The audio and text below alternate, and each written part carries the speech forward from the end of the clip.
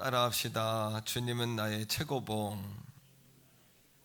사실은 오늘 굉장히 뜻깊은 날입니다. 사실은 제가 이제 코로나 상황 시대가 오면서 메시지를 우리 성도들 빨리 주님의 제자로 세워야 된다, 이런 저 안에 성령의 음성이 있었어요. 그래서 1년 동안 여러분을 제자 훈련의 과정으로 메시지를 전한 겁니다.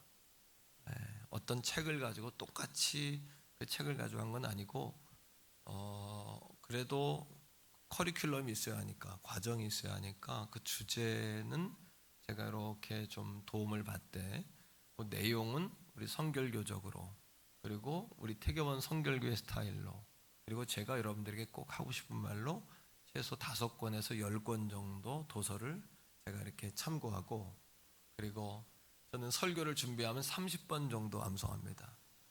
30번도 더 할 거예요. 그래서 거의 원고를 100% 외우고 배우는데, 어떤 분이 목사님 원고 없이 이렇게 하는 줄 알았다 그랬는데 그렇지 않습니다. 이렇게 한 장이지만 이거를 줄 간격을 100으로 하기 때문에 포인트는 9포인트. 이건 20년 동안 했기 때문에 그 줄 간격 100에 9포인트가 눈에 확 들어옵니다. 저는 3장에서 길게는 5장, 160으로 하면 아마 5장 정도 분량으로 설교를 이렇게 준비합니다.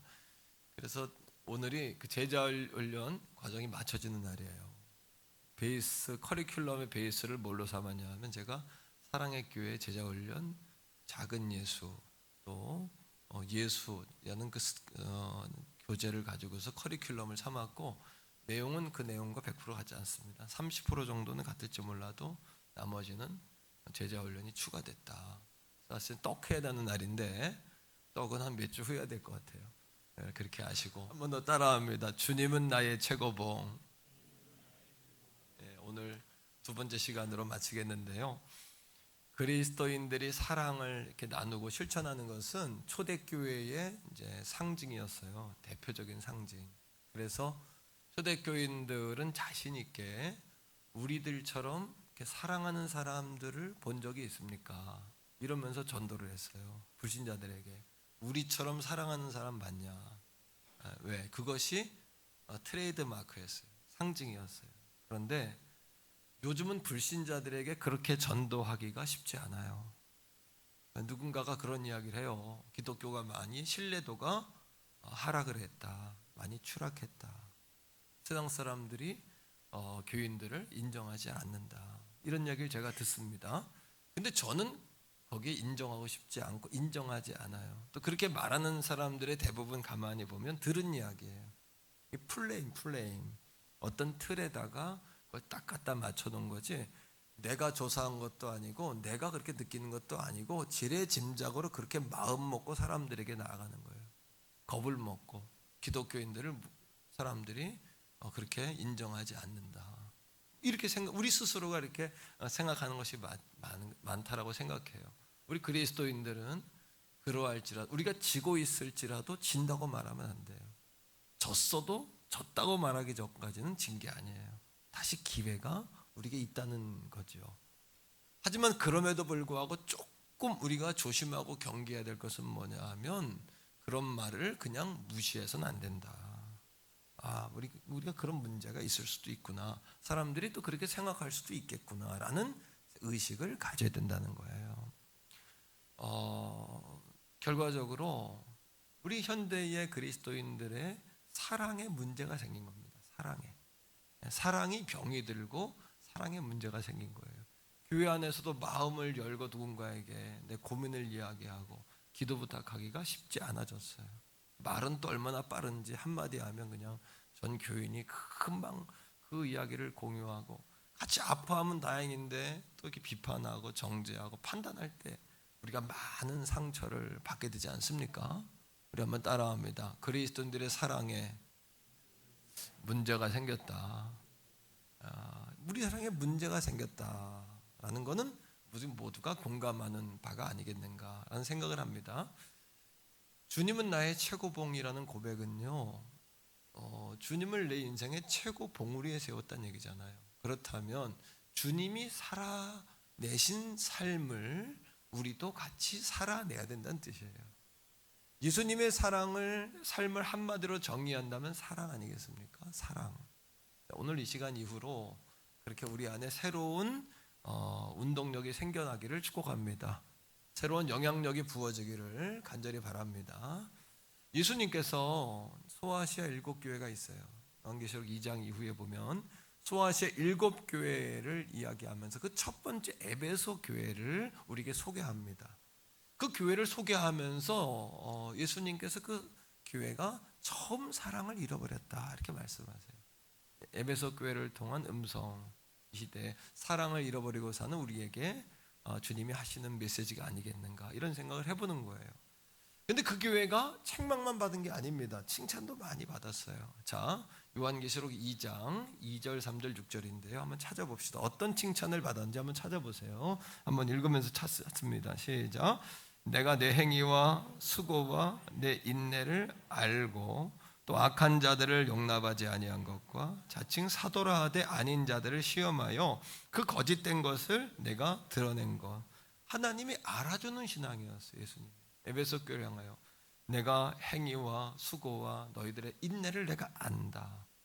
내가 악한 자들을 용납하지 아니하고 사도가 아닌 자들을 시험하여 거짓된 것을 구별해낸 너희들의 신앙을 내가 안다. 대단한 신앙입니다. 그죠? 자, 3절입니다. 같이요. 시작. 또 내가 참고 내 이름을 위하여 견디고 게으르지 아니한 것을 안다. 하나님이 알아주는 신앙. 예수님이 알아주는 교회예요. 에베소 교회는 6절까지요. 같이 오직 내게 이것이 있으니 내가 니골라당의 행위를 미워하는도다. 나도 이것을 미워하노라. 그러니까 하나님이 좋아하는 것을 좋아하고 하나님이 싫어하는 것을 싫어하는 교회였어요. 에베소 교회는 신앙의 열심이 특심, 얼마나 열심인 교회인지 몰라요. 자, 이런 상황이었습니다. 에베소라는 도시는 로마의 제2의 도시예요. 아시아에 있는 사람들이 배를 타고 로마까지 가서 신전을 경배할 수 없으니까 그들이 아데미 신상을 큰 최고의 신상을 거기다 세웁니다. 그 신전을 세워놓고 아시아의 모든 사람들을 불러다가 신을 경배하게 해요. 그러면서 활발하게 발달한 것이 있는데 그게 뭐냐면 종교 장사예요. 종교 장사. 사람들이 1년에 한 번씩 아데미 신상 앞에 와서 다 예배하고 제사를 지내고 경배해야 합니다. 그때마다 뭐 하냐면 입장권을 파는 거예요. 입장권을. 종교 장사. 입장권을 뭘로 파냐 하면 표로 파는 것이 아니라 아데미 신을 새겨서 팝니다. 금으로, 은으로. 금장색과 은장색이 발달해요. 자, 산업이 발달합니다. 그 산업과 더불어서 뭐가 발달했냐 하면 그들에게 타락한 문화가 발달합니다. 그게 뭐냐면 목욕업이에요. 목욕업. 많은 목욕탕들이 있습니다. 거기서 수많은 음란한 행위들이 펼쳐지겠죠. 그 다음 매춘굴이요. 매춘굴이 있습니다. 매춘을 행합니다. 그러니까 종교가 발달하고 종교 장사가 발달하고 종교 장사 밑에 음란한 산업이 발달합니다. 그리고 심지어는 마술사들이 많아요. 종교적으로 혼합적이에요. 마술사들이 많아요. 바울이 에베소에서 2년 이상 복음을 전했을 때 여러분 마술사들이 자신들이 책을 갖다 태우지 않아요. 은 5만 원치의 여러분 책들을 태우지 않습니까? 그 책의 금액이 어느 정도냐 하면요 138년 동안 한 사람이 벌어야 되는 금액이에요.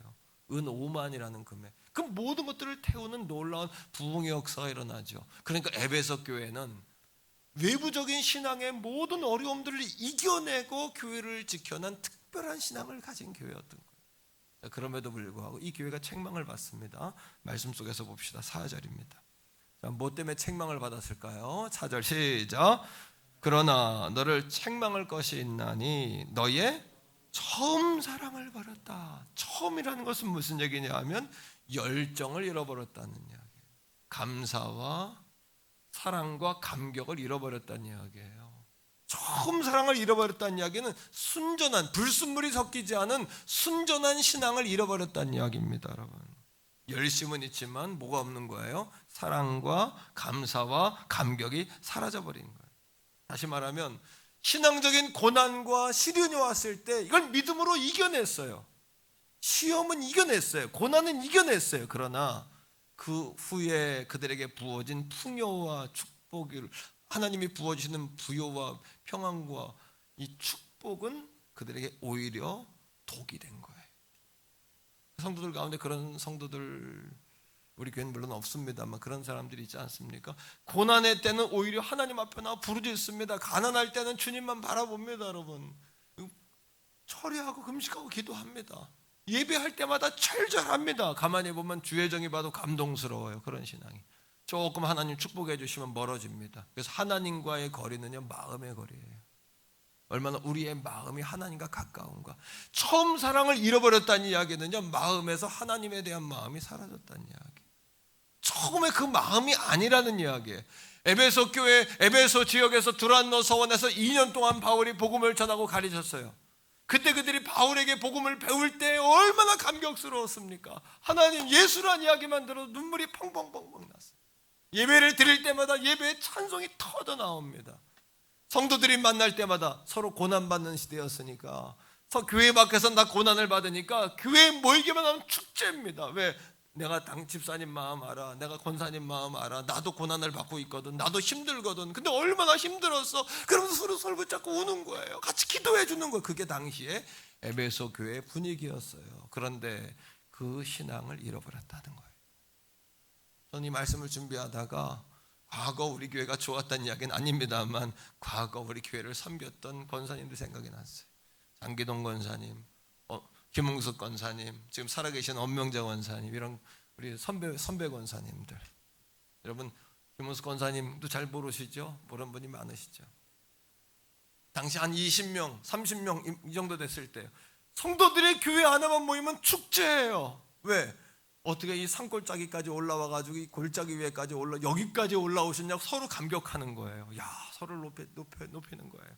그때 신앙생활 했던 분은 알지만, 그냥 그 권사님들이 등을 두드리고 머리를 쓰다듬어주고, 왔냐, 아유 어떻게 지냈냐, 아유 누구야 하면서 그냥 자녀처럼 끌어안았던 그런 시절이 가끔 생각이 나요. 식당에 밥을 먹으러 가도 노인들이 먼저 자리를 차지하고 먹지 않으셨어요. 그분들이 다 젊은이들이 밥을 먹는지 돌아다니면서 밥은 먹었냐, 더 먹어라, 더 갖다 줘라, 다. 오히려 제가 그 노인분들을 절제시켜야만 될 정도로.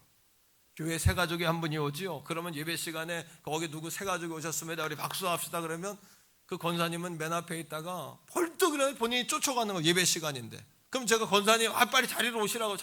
한두 번이야. 예배 시간에 절제를 시켜야 될 정도로. 왜요? 서로가 서로를 귀하게 여긴 거예요.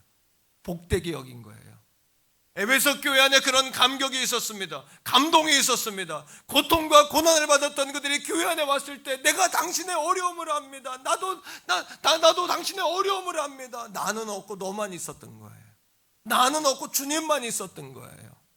누군가 사랑을 받으려고 기다리는 것이 아니라 누군가 사랑을 주려고 했던 거예요. 교회 올 때부터 오늘 집사님이 왔나 안 왔나. 처음 사랑을 잃어버린 거예요. 그들에게 주님이 처방을 내리십니다. 처방을요. 자, 말씀 속에 찾습니다. 5절이에요. 요한계시록 2장 5절인데 어떤 처방을, 세 가지 처방을 내립니다. 시작. 그러므로 어디서 떨어진 것을 생각하고 회개하여 처음 행위를 가지라. 됐습니다. 따라합니다. 생각하라, 회개해라, 처음 행위를 가지라. 이 말씀은 굉장히 심각한 이야기입니다. 생각하라. 뭘 생각할까요? 이겁니다. 과거와 현재의 너의 신앙의 차이를 생각해라. 처음 사랑을 받았을 때와 지금 너의 신앙의 차이가 어떠냐? 네 마음의 거리 상태가 어떠냐? 하나님과. 우리 신앙은요, 하나님과 마음의 거리예요. 여러분들의 과거와 현재의 신앙의 차이점은 무엇일까요? 생각해 보세요. 에베소 교회를 향한 하나님의 지적이에요. 아니, 오늘 이 아침에 우리 교회를, 아니 나를 향한, 나는 우리 여러분 한 사람 한 사람, 나를 향한 메시지인 거예요. 두 번째입니다. 따라합니다. 회개하라. 회개하라는 것은 그 차이점을 알았고 생각했다면 다시 돌아가라는 거예요. 순수했던 신앙, 감격 어린 신앙, 하나님 기뻐했던 신앙, 그냥 주님으로 충만했던 신앙, 주님으로 충분했던 신앙. 할렐루야. 아멘입니까 여러분? 그 신앙으로 돌아가라는 거예요. 세 번째, 따라합니다. 처음 사랑을 회복하라. 처음 사랑을 가지라. 이 얘기는요, 따라합니다. 즉시 행해라. 즉시 행해라. 하나님, 예수님은 우리를 통해 세 가지의 메시지를 주고 계십니다. 처음과 지금 너희들의 신앙의 차이는 무엇이냐? 그것을 생각했다면 그 신앙으로 돌아가라. 돌아가서 즉시 사랑을 실천하며 살라고 우리에게 말씀하시는 거예요. 자, 5절 계속해서 읽습니다. 자, 그리하지 아니하면, 시작. 만일 그리하지 아니하고 뭐하지?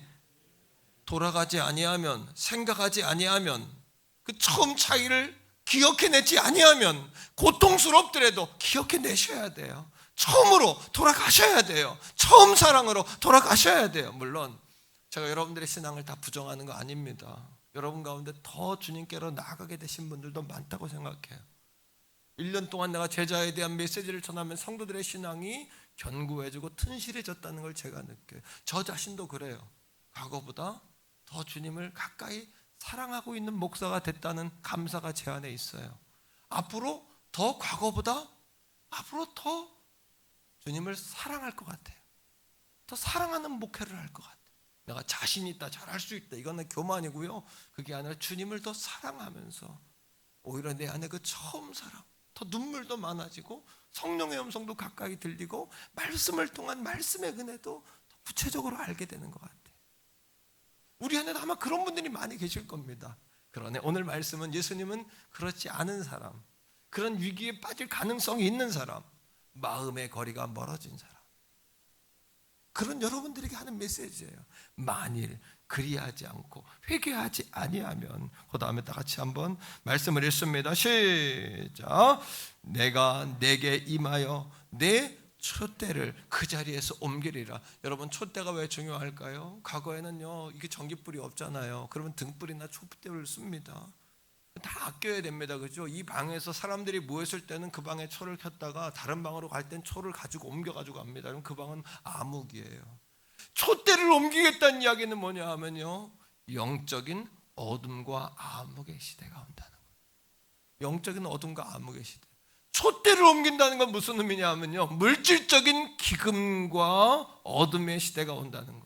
촛대를 옮기겠다는 건 어떤 의미가 있냐 하면요, 우리의 인생에 영적인 광야가 온다는 거예요.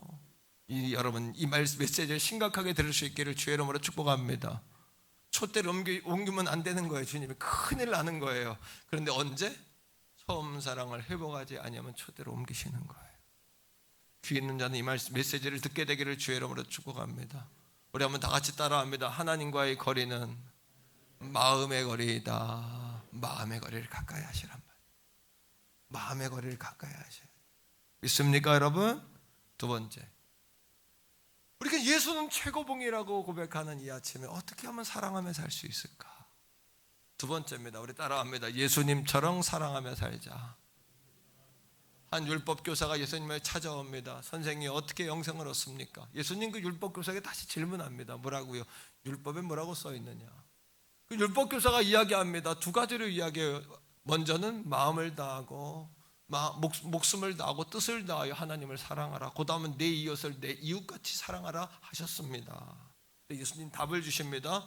그렇게 행하라. 그리해야 내가 살 것이다 라고 이야기해요. 첫 번째입니다. 따라합니다. 예수님처럼 하나님을 사랑하자. 자, 누가복음 10장 27절 한 번 더 읽습니다. 시작. 대답하여 이르되 내 마음을 다하며 목숨을 다하며 힘을 다하며 뜻을 다하여 주 너의 하나님을 사랑하고 또한 내 이웃을 내 자신같이 사랑하라 하였나이다. 첫 번째, 자, 여기 세 가지 방법이 나와요. 하나님 어떻게 사랑하면 되냐? 첫 번째 따라합니다. 마음으로 사랑하라.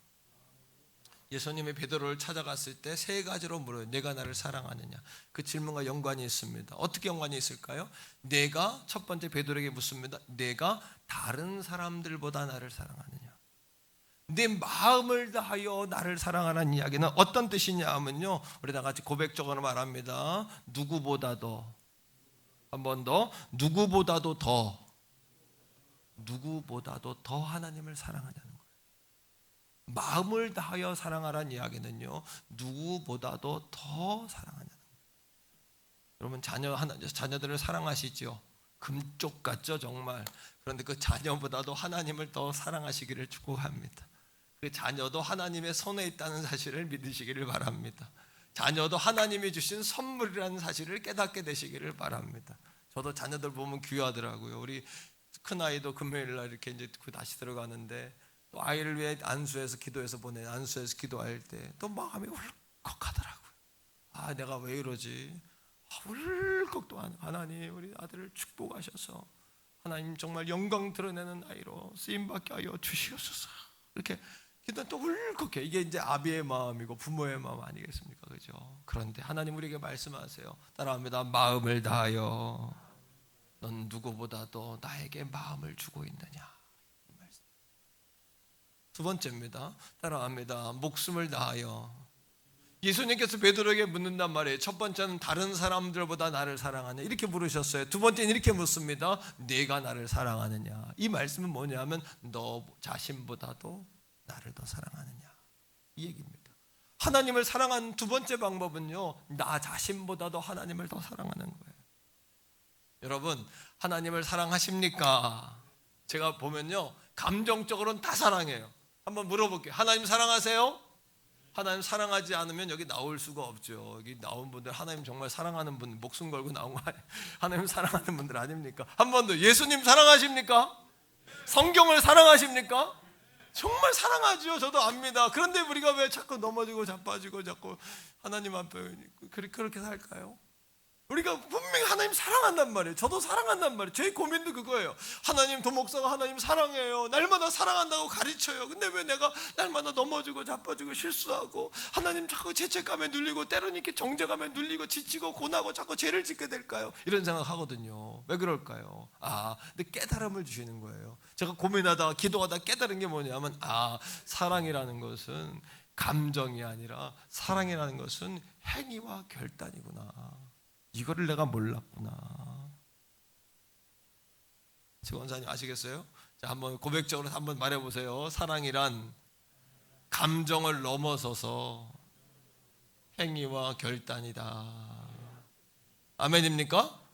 여러분, 내가 나를 더 마음을 다해 사랑하느냐? 자녀보다 사랑하죠. 근데 때로는 우리가 착각을 해요. 어떻게? 자녀를 축복하기 위하여 하나님 사랑하는 거예요. 자녀가 복받게 하기 위해서. 종종 그런 착각을 해. 자녀를 위하여 하나님을 사랑하는 것 같아요. 하나님의 것인 걸 잊어먹는 것 같아요. 이 순위가 바뀌는 거예요. 자꾸 우선순위가 바뀌는 거예요. 그러니까 내가 잘 되려고 하나님 믿는 것 같아요. 하나님을 찬양하기 위해 내가 존재하는 게 아니에요. 이게 자꾸 이게 바뀌는 거예요. 우리가 이게. 근데 그 결과가 뭐냐면 사랑하는 것은 행위와 결단까지 가야 되는구나.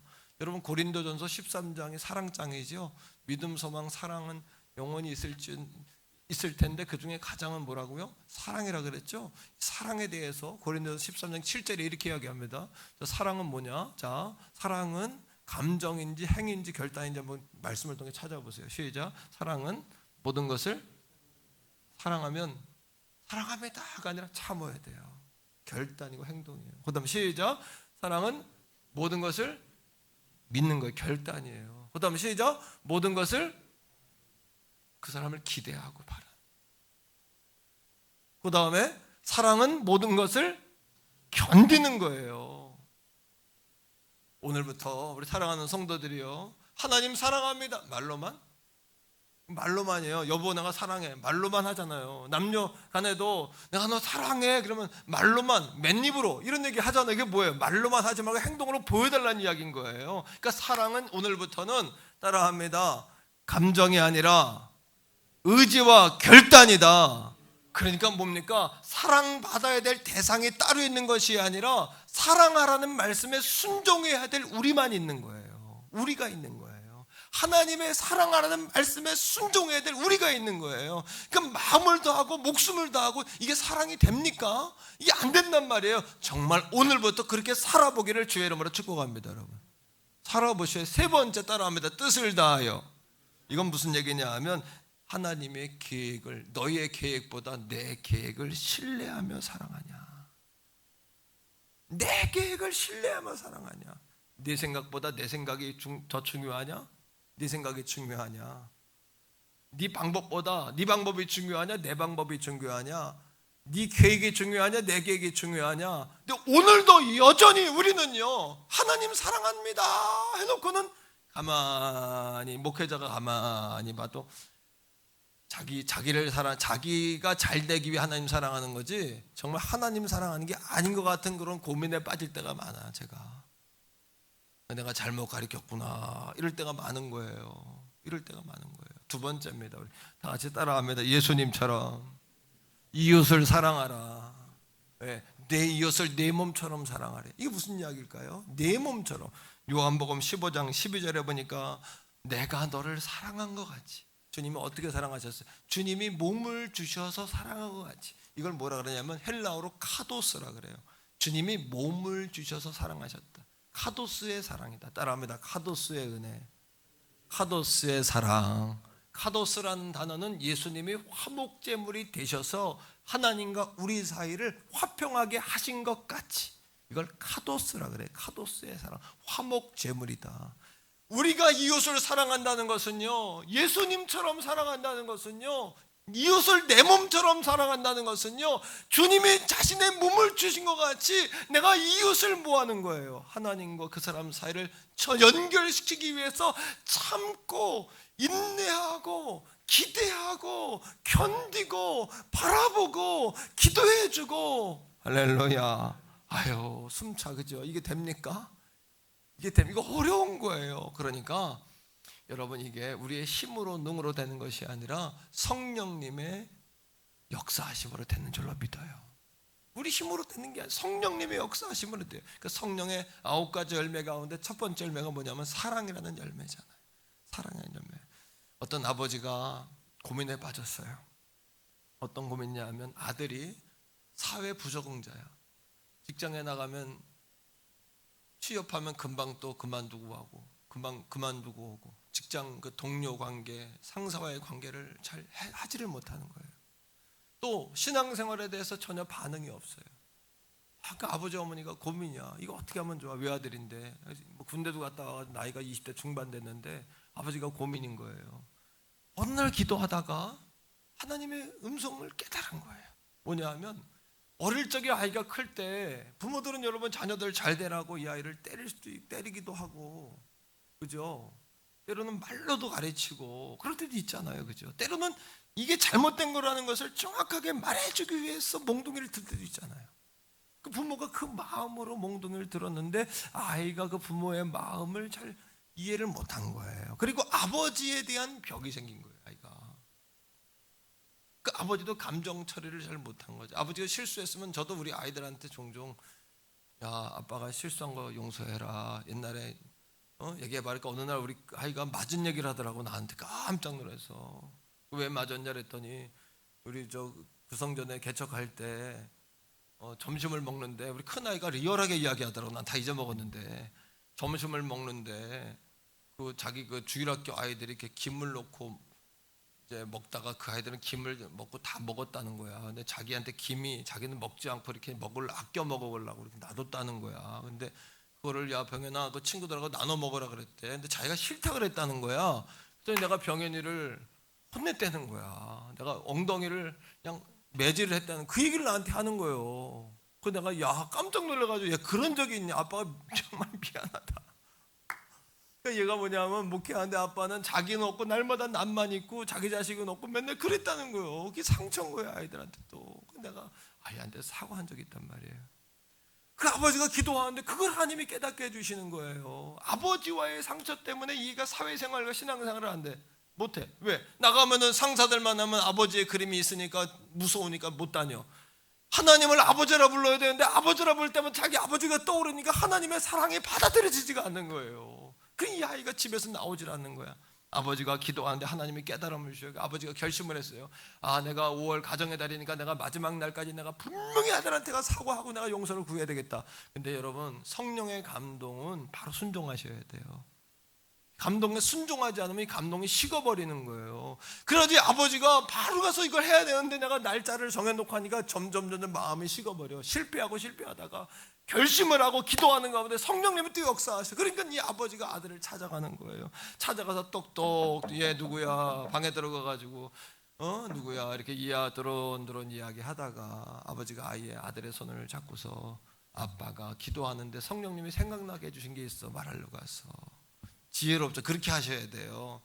미안해 그러면 아유 깜짝 놀래. 그러니까 성령님이 생각나게 해주셨다 이렇게 이야기하면 좋잖아요. 성령님이 생각나게 해주셨는데 과거 아빠가 너를 이러이러한 사건이 있을 때 내가 너를 몽둥이로 막 때릴 때 머리도 때리고 몸도 때리고 막 때리는 아빠가 너무 지나쳤던 것 같아. 정말 마음은 그게 아니었는데 아빠 이 감정 처리가 안 돼서 너를 막 그때 폭력적으로 그랬던 것 같아. 아빠가 사과하마. 근데 성령의 역사에 순종하면 눈물이 나게 돼 있어요. 성령이 역사하시니까 감동하는 게 분위기가 따뜻해지면서 성령께서 충만하시니까 여러분 아버지가 눈이 툭 터진 거예요. 눈물이. 그러니까 아들이 성령이 또 역사하시니까 아들도 눈물이 툭 터지는 거예요. 아버지가 아들이 손을 잡고서 여러분 같이 이렇게 아버지가 아들을 위해서 막 기도하는데 아들이 마음이 벽이 녹는 거예요. 이게 얼음처럼 이게 성령의 역사거든요. 이런 게.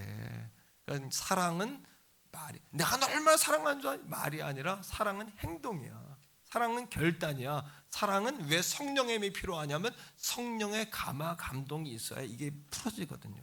성령의 감화가 있어요. 그러니까 아들이 그 다음 날부터 확 좋아지진 않지만 아버지와의 그게 이제 숙제가 딱 풀어 비밀의 문이 싹 열려버리니까 사회생활하면서도 사람들을 만날 때 두려움이 많이 사라졌어. 그렇구나. 실수할 수도 있구나. 아버지도 실수할 수 있구나. 직장 상사도 나한테 심하게 할 수 있구나. 또 이렇게 하나님 앞에 남아 기도하면서도 하나님 앞에 기도하는데 그 아버지와의 그 비밀의 문이 열려버리니까 아버지의 관계가 열리니까 하나님과의 관계도 열리는 거예요. 여러분 이것이 사랑과 결단이 주는 성령의 감동의 이야기예요. 아멘입니까 여러분?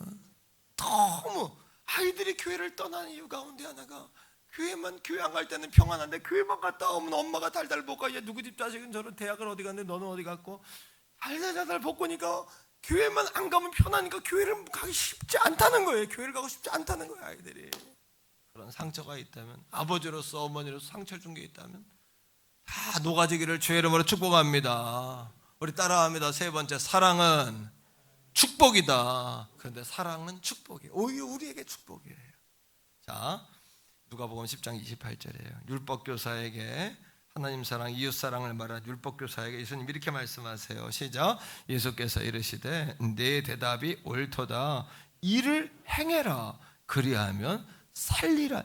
그러면 내가 산다. 이걸 사랑을 실천해라. 나눠라. 그럼 내가 산다.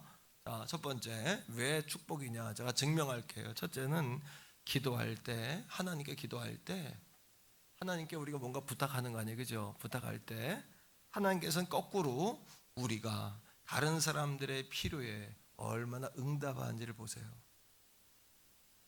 이게 천국의 비밀이에요. 이런 생각 안 해보셨죠? 마태복음 7장에 나오는 거예요 이게. 자, 마태복음 7장 7절인데 같이 읽어보세요. 기도에 대한 말씀이에요. 시작. 구하라 그리하면 너에게 주실 것이요 찾으라 그리하면 너에게 찾아낼 것이요 문을 두드리라 그리하면 너에게 열릴 것이니 구하고 찾고 두드리라. 하나님 약속하셨어요. 그리고 악한 자라도 자식에게 좋은 걸 줄 줄 아는데 하늘아버지가 너에게 좋은 걸 주시지 않겠느냐, 성령을 주시지 않겠느냐 약속하셨죠. 7장 12절에 보니까 자 이렇게 나옵니다. 7장 12절 연결이에요. 연결. 그러니까 이런 얘기예요. 아시겠죠? 그러므로 라는 이야기. 그러니까 떨어진 말씀이 연결선상이에요. 읽습니다. 그러므로 무엇이든지 남에게 대접을 받고자 하나님께 대접받기 원하면 이 얘기예요. 그 다음 있습니다. 시작. 너희도 남을 대접하라. 하나님께 응답받고자 한다면 다른 사람의 필요에 귀를 기울이셔야 돼요. 그 다음에 이것이 뭐라? 시작. 이것이 율법이요 뭐다? 선지자다. 율법. 하나님 사랑, 이웃 사랑이에요. 이게. 두 번째 선지자는 뭐냐 하면 선지자는 미래를 바라보는 거예요. 예언하는 자를 선지자라 그래요. 이것이 여러분들의 미래를 보여주는 말씀이에요. 이 말씀이. 그러니까 사랑은 축복인 거예요. 두 번째입니다. 하나님께서는 복을 주시기 전에 우리들에게 복을 주시기 전에 여러분들에게 나에게 복을 주기 전에 하나님께서 먼저 다른 사람을 통해서 여러분들을 축복하게 하세요. 항상. 이게 성경이 축복하는 원리 순서예요. 한번 따라합니다. 하나님은 복 주시기 전에 다른 사람을 통하여 나를 먼저 축복하신다. 이게 성경의 원리예요. 자, 어떤 사람을 통해서 하나님 축복하실까? 자, 성경을 통해서 마태복음 10장 42절인데 자, 읽어볼까요? 마태복음 10장 42절 시작. 또 누구든지 제자의 이름으로 이 작은 자 중 하나에게 냉수 한 그릇이라도 주는 자는 내가 진실로 너에게 이르노니 그 사람이 결단코 상을 잃지 아니하리라 하시니라 했어요. 이겁니다. 우리는 냉수 한 그릇을 줘도 나한테 돌려줄 사람한테 주는 거예요. 그거는 하나님, 여러분, 그거는 이제 패러다임을 바꾸셔야 돼요. 삶의 방향을 바꾸셔야 돼요. 우리는 떡 하나라도 내게 도움이 될 만한 사람을 주고 내게 물 한 그릇이라도 그 사람이 내게 줄 만한 사람을 주는데 성경은 뭐라 그러냐면 나한테 뭔가를 갚을 수 없는 사람에게 줘라 이렇게 이야기합니다. 작은 자. 성경은 뭐라고 이야기하냐면 이걸 받았을 때 정말 고마워하는 사람에게 주라는 거예요. 작은 자들 마음이 가난한 사람들은 어떻게 여기냐면 너무 고맙다고 진심으로 고맙다고 하나님이 당신에게 갚아주기를 원한다고 나는 갚을 게 없지만 하나님이 갚아주기 원한다고 이런 사람을 섬기셔야 돼요. 그러면 작은 자들의 칭찬을 통해 여러분들이 복을 받는 거예요. 이게 우리 교회의 패러다임이 앞으로 나아가야 될 우리 교회의 방향이에요. 이것이 여러분들 태교본 성결교회 성도들이 나가야 될 삶의 방향이에요. 자, 두 번째입니다. 하나님은 다른 사람을 통해 먼저 축복하세요. 누굴 통해 축복하시는지 보세요. 이거는 성경의 원리예요. 해도 되고 안 해도 되고가 아니에요. 에베소 6장 자 읽어봐요. 2절 3절 다 성경을 앞에 화면을 보고 다시 씁니다. 읽어보세요. 시작. 내 아버지와 어머니를 공경하라. 이것이 약속 있는 첫 계명이니 여러분 따라합니다. 아버지와 어머니를 공경하라. 부모님을 존경하고 돌봐드려야 돼요. 부모님은 자녀들을 정말 만배로 축복해 주시는 분들이에요. 그렇죠? 사심이 없게 축복하는 분들이에요. 부모님들이 여러분들을 축복할 때 하나님이 축복하시는 거예요. 이걸 잃어버리시면 안 돼요. 3절입니다. 3절 다 같이 읽어요. 시작. 이로써 내가 잘 된다는 단어는 여러분 너무 그렇게만 해석 아니 원어적인 해석입니다. 부와 명예와 존귀입니다. 부, 명예, 존귀. 여러분 부모님을 공경하고 부모님을 존경하는 사람은 부모님의 입에서 축복하는 소리가 나오면 하나님이 여러분들에게 잘 되게 하세요. 하나님이 효자를 축복하세요.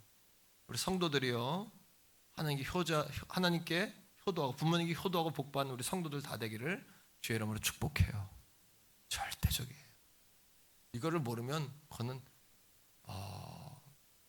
바보예요. 바보.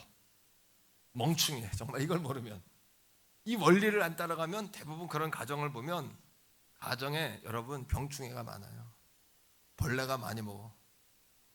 사건 사고 질병 고난 이게 안 떠나. 가난 안 떠나. 거미줄처럼 기다리고 있는 거예요. 이게 선지자예요. 이게 장수한다. 이 땅에서 여러분들의 자손이 대대로 복을 받는 거예요. 할렐루야. 세 번째, 하나님은 우리를 축복하시기 전에 반드시 다른 사람을 통해 우리를 축복하세요. 성경의 원리입니다. 민수기 여러분 6장이에요. 민수기 6장 23절 27절인데 하나님이 제사장을 통해 이스라엘 백성을 먼저 축복하세요. 이 시대에 많은 교회와 성도들이 이 신앙이 약해졌어요. 하지만 순전하게 약속의 말씀을 믿으세요. 주의 종이 성도들을 마음껏 축복할 수 있기를 원하고 종이 여러분들을 마음껏 축복합니다. 자 보세요. 하나님이 약속해요. 시작.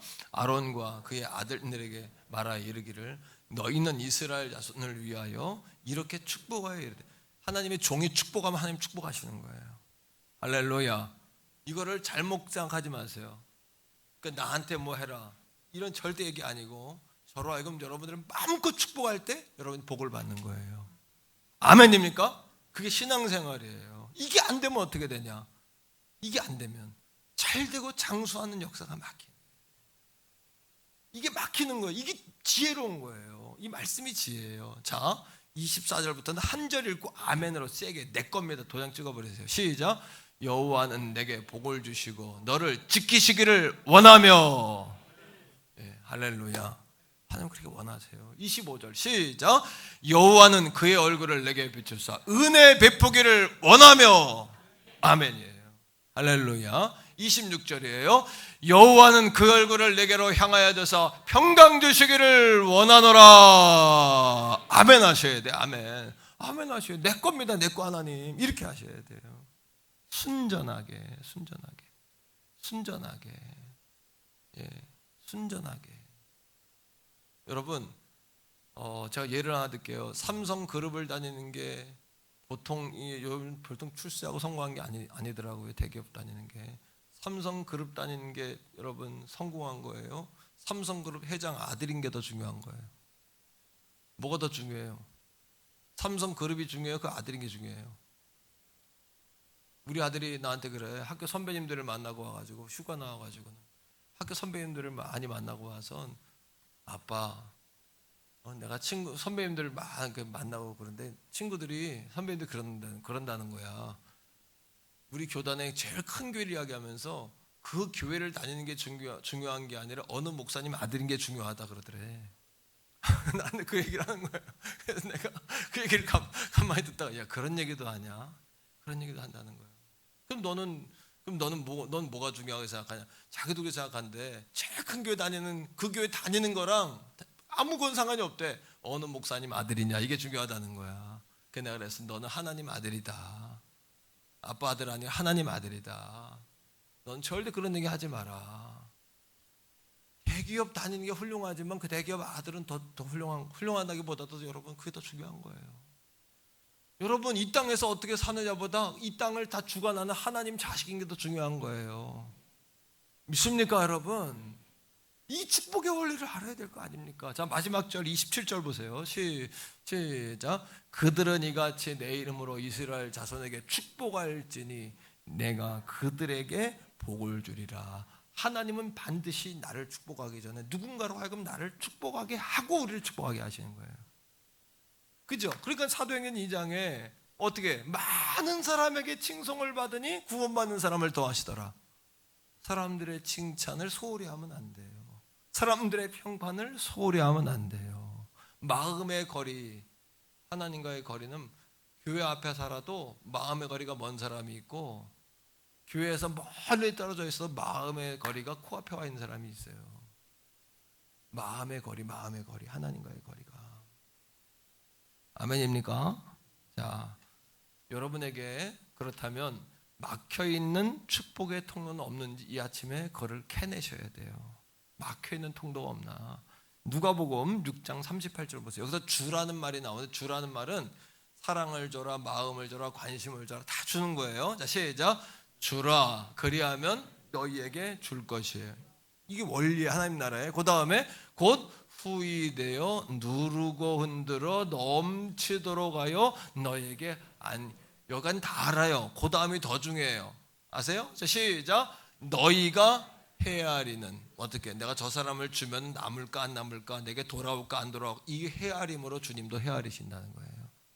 주는 거예요. 소자에게 주고 부모님에게 주고 예? 내게 갚을 길이 없는 자에게 주고 감사할 줄 아는 자에게 주는 거예요. 하나님의 종에게 여러분 그렇게 믿음으로 여러분 주의 종들을 왜 기도해 주셔야 돼요.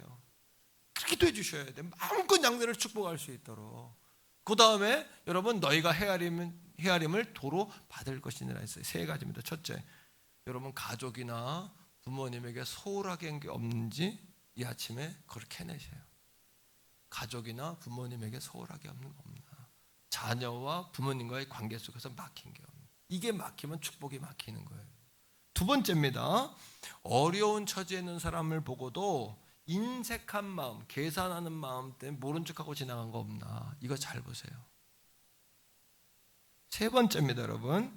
자신의 권리만 주장하고 사랑 주세요, 관심 주세요, 뭐 주세요. 교회 올 때부터 뭘 받을까라고 생각하고 이 권리만 중요하고 내 책임, 하나님을 어떻게 섬겨야 할지, 어떻게 내 감사해, 이 책임에 대해서는 내가 무관심한 게 없나. 오늘 이 아침에 그것을, 그 방해물들을 허무셔야 돼요. 어떤 자매가, 어떤 젊은 집사님인데 아버지 어머니가 치매에 걸린 거예요. 오빠네 집에 계셨는데, 그러니까 새언니가 아버지 어머니를 다 모실 수가 없다 보니까 어떻게, 아버지는 조금 덜하고 어머니가 더 심해. 그 어머니를 딸이 모셔온 거예요. 어쩔 수 없이. 그 순간부터 딸의 마음에 불평이 왔어요. 죄송하지만 빨리 돌아가시지. 그냥 자식들이 고생시키나 이렇게. 새언니가 막 미워요. 아니 아버지 어머니 모셨으면 계속 모실 것이지 왜 우리 집으로 보내가지고. 난리야. 난리란 표현은 점잖은 표현이고, 그 다음에 지랄이야 그냥. 마음이 속상하니까 여기 막 나오는 거예요. 하나님 앞에 나와 기도하는데 성령의 음성은 뭐냐? 한 번도 생각하지 않은 생각이 딱 들어오는 거예요. 어떤 성령의 음성이 딱 들리냐 하면 이런 생각이 들리는 거예요. 병든 엄마가 내 이웃이다. 병든 엄마가 내 이웃이다. 우리는 성경 속에서 하나님 사랑하고 내 이웃을 내 몸처럼 사랑하라고 배웠는데, 우리 엄마가 이웃이라는 생각은 한 번도 안 해봤어요. 여러분, 남편이 이웃이에요. 아내가 이웃이고 부모님이 이웃이에요. 여러분, 자녀가 이웃입니다. 또 이웃이 누군 줄 아세요? 율법 교사가 예수님에게 물어요. 그러면 예수님, 내 이웃은 누굽니까? 이렇게 물어요. 그때 예수님이 예를 듭니다. 세 가지. 어떤 사람이 강도 맞은 사람이 있었다. 31절, 오늘 본문 31절에 보니까 제사장이 길을 가다가 보았어요. 그 강도 맞은 사람을 봤다라고 얘기해요. 성경에 보니까 31절에 봤는데 지나가요. 왜? 귀찮으니까, 부담스러우니까, 내가 해코지 당할지 모르니까, 이 깨끗한 옷에 피가 묻으면 안 되니까. 32절에 레위 사람이 지나가다 봐요. 보는데 지나가요. 왜? 돌 맞은 사람, 강도 맞은 사람, 빈털터리, 저 괜히 도와줬다가 덤탱이 쓰는 거 아니야? 그냥 모른 척하고 지나가면 끝인데 하고 지나가요. 눈으로 봤다 그래요. 성경에 보세요. 눈으로 봤다. 33절 보세요. 자, 성경에서 볼게요. 그냥 33절 보세요. 자, 성경은 이렇게 이야기합니다. 누가복음 10장 33절에 어떤 사마리아 사람은 여행하는 즉 거기 이르러 그를 보고 봤다고 이야기해요. 봤다고 이야기하는 거예요. 사랑하는 성도들이요, 오늘 여러분의 눈에 보이는 그 사람이 이웃이에요. 여러분 눈에 보이는 그것이 여러분이 행동해야 될 사명이에요. 여러분 옆에 보이는 것, 자녀, 부모,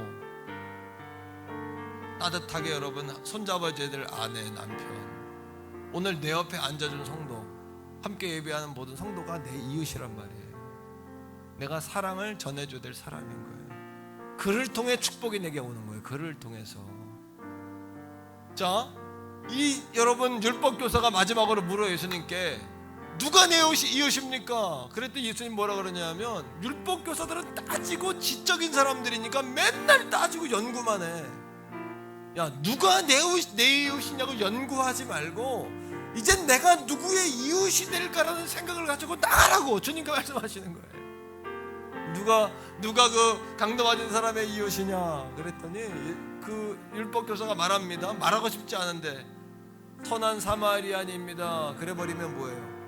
자신들의 신앙을 부정하는 게 돼요. 사마리아 사람은 여러분 그 위에 이스라엘의 맨 꼭대기 동네인데 외세에 침입이 많아가지고 혈통이 혼혈족들이 많아. 우리 과거에 TV라 그랬어요. 미안합니다. 혼혈족들이 많아요. 유대인, 전통 유대인들은 그들을 받아들이질 않아. 개나 돼지나 서로 취급을 해. 창기로 취급을 해. 사마리아 여인처럼. 그 사마리아 여인이 남편이 5이나 갈아엎는 거예요. 왜? 그런 역사적인 배경이 있기 때문에 어쩔 수가 없는 거예요. 그러니까 이 유대인 율법교사가 입으로 말하고 싶지가 않아. 사마리아인이라고. 그러니까 뭐라 그래? 자비를 베푼 사람입니다. 예수님 마지막 뭐라 그래요? 딴 얘기하지 않고 오늘부터는 과거 네가 연구 90%하고 10% 행했으니까 이제부터는 율법교사여, 많이 안다고 생각하는 너요, 연구는 10%만 하고 나가서 90% 행해라. 연구는 40%만 하고 60% 가서 행해라. 고민하지 말고 행해라. 갈등하지 말고 행해라. 네 눈에 보이는 그가 내 이웃이다. 네 눈에 보이는 그가 예수다. 네가 사랑해야 될 예수다. 네 눈에 보이는 그 사람을 섬기지 않으니까 내가 막히는 거다 라고 예수님 말씀하시는 거란 말이에요. 세계원 성교회 사랑하는 성도 여러분, 오늘 이게 제자훈련의 마지막 마침표예요. 너도 어떻게 하라고요? 내 이웃이 누구입니까를 묻기 전에 내가 먼저 나가서 작은 예수로서 주님의 사랑을 정말 나누고 실천하고, 어머니가 이웃인 사람도 있고 아버지가 이웃인 사람도 있잖아요. 먼 곳에 가서 전할 생각하지 말고 그런 작은 예수가 다 되기를 주의 이름으로 축복합니다. 축복합니다. 네, 할렐루야. 우리 이 시간에 같이 한번 기도하겠는데, 가족이나 친척 부모님에게 소홀한 거 없는지 한번 돌이켜보세요. 이거를 모르는 거예요. 마음과 여러분 목숨과 뜻을 다해 하나님 사랑하고 있나요? 근데 자식 때문에 하나님 사랑하고 돈 때문에 하나님 사랑하는 거 아니에요? 바뀌었어요. 우선순위가. 이거 다시 제자리로 바꾸세요. 예수가 내 인생의 최고봉이라고 바꾸세요. 여러분 헤아리는 것으로 여러분들 헤아림 받는 거예요. 이 시간 우리 주여 한번 부르고 우리 한번 같이 한번 성령의 인도하심을 따라 같이 기도하겠습니다.